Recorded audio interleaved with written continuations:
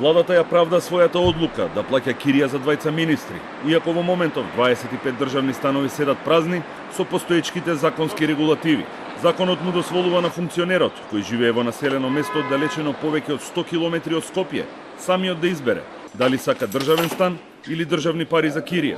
За оние функционери кои живеат во градови кои се оддалечени од 30 до 100 километри од Скопје, законот предвидува само државен стан. Функционерите кои што може да користат државен стан или кои што може да добијат надоместок за стан во кој што се сместени под кирија, се работи за нивни избор, но државен стан им следува само на оние кои што местото на живење им е оддалечено повеќе од 30 километри. Значи, овие немаат право да добијат надоместок за кирија. Што значи, доколку некој од оваа група на функционери побара државен стан, тој ќе го добие државниот стан. Меѓутоа, сите останати кои што имаат место на живење над 100 километри, они имаат право на избор. Од владата тврдат дека буџетот не претрпел никаква штета и додаваат дека ќе направат анализа и доколку е можно, ќе направат и некакви измени.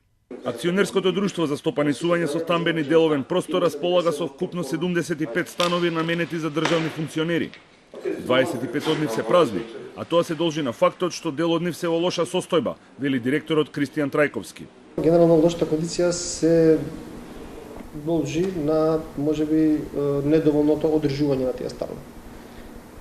Тоа е една работа, втора работа како и секој закупец, значи состојбата во која што закупците претходно ги оставиле и ги примиле становите не е иста. Доколку функционерот одлучи да живее во државен стан, тој ќе плаќа номинална кирија од 2 до 5000 денари. Од владата соопштија и дека од јуни минатата година се доделени државни станови на 6 функционери. И тоа Садула Дураку, Хазби Лика, Нефрус Челику, Самка Ибраимовски, Бајрам Џулиовски и Маријан Коцев.